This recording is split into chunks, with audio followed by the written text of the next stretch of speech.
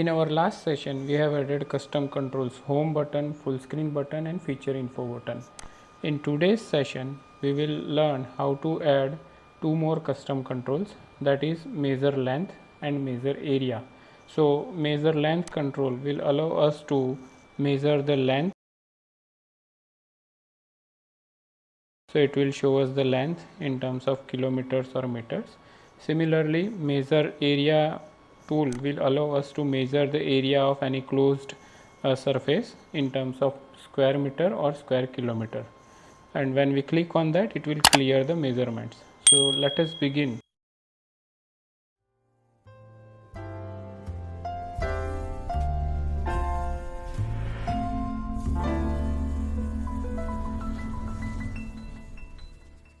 So we will start from where we left last time. So this is our HTML file and this is Java file and this is styling file CSS. So let us go to the JavaScript file and let me add some code here to support length and area measurement.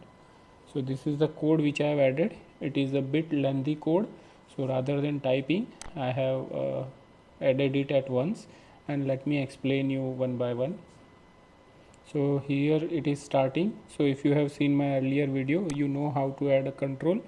So first we are creating an element button and we are assigning some image and giving some class to support styling, and then we are creating a div element and assigning this button to this div element, and finally we are creating ol.control and assigning this control length control to it. Now in the next part I am using this flag to support whether the button has been clicked or not, and then I am writing a click event. So I am changing the styling based on the click event of the button, and then once the button is clicked I am adding or removing the interaction, that is draw interaction. So if it is a length tool, it will support length measurement, so I am adding interaction of line string type. And here once the button is unclicked, I am removing the interaction and I am removing the tooltip and other functionality. And then finally I am adding the control to the map. Similar to length control, I do the same thing for area control. So I first part creating a button, then second part creating a div element, and finally adding the control to the open layer. And then again, like length control, I am using a area flag to identify whether that button is clicked or not, and then writing the click event to set the styling and cursor part if the tool is clicked or unclicked, and then again adding the interaction. Here you can see it is a polygon type of interaction when I am selecting a area measurement tool, and if the button is unclicked, then I will remove that interaction and then tooltip related functionality. And finally I am adding this area control to the map. So up to this point what we have done is we have added both the controls to the map. Now here we will start writing a code once the controls are added, and if I click on that, how it should interact with the map. So here some of the variable setting to support tooltip, and here this part is showing the styling part. So when I click on the map and I start drawing the line for length measurement, how it should represent that line while drawing before showing the measurement.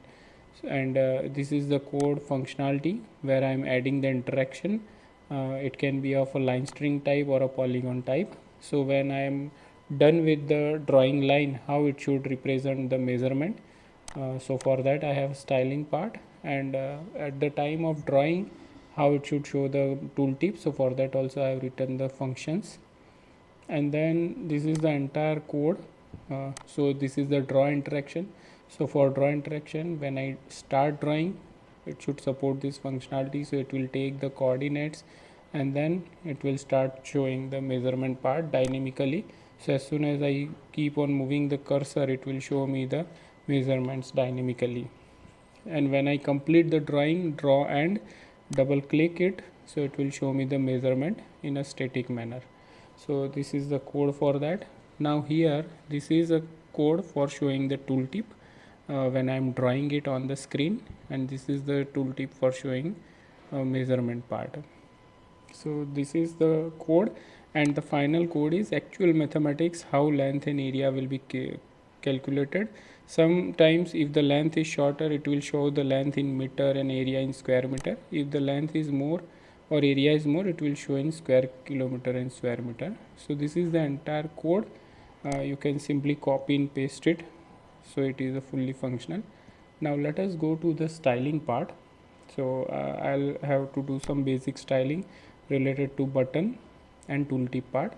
So this is the code for styling buttons, controls on the map, and then entire styling is for showing tooltip. So how the tooltip will be shown when I'm measuring, how it should show when I complete the measuring and double click, how it should show. So when I'm measuring, it will be gray. When I complete, it will look somewhat like yellow color. So this is the code for that. So this is the styling part. Let me save it. So once I save it, my development part is done, programming is done. Now let us go to the map. Now let me refresh this web page, and so once we refresh it, it should add both the controls. So you can see over here it has added both the controls. So this is the length control and this is the area control. Now let me click on the length control, and let us see how it works. So when I click on it, it will start draw interaction, and you can see over here when I am moving the mouse, it is showing the length dynamically. So when I double click on it, so it will show me the length in a static manner. So it supports both dynamic and static. So again, similar to length, let me do the area measurement. So once I click second, and after that it will start showing the area dynamically, and once I double click, it will show the area. Now it is not just limited to this kind of regular shapes. You can use it for measuring irregular shapes also. What I mean by that, if you zoom into a particular part of a map, and then you can use the length tool to measure any irregular shape kind of a measurement. So let me measure the length from Mussoorie, and let me follow this road which has been shown, and when I want to stop measuring, I will just have to double click, and it is showing me that it's 29.19 kilometer.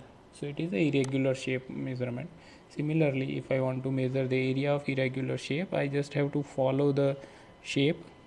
So I just click on all the vertices on the map, and you can see over here it is changing the area part dynamically. So based on my cursor movement, it is changing the area, and once I finish, I have to double click, and you can see over here area is 13.71 kilometer. So this is how we have added area measurement functionality. When I click on the tool, it will remove the measurement information. So this is it for now.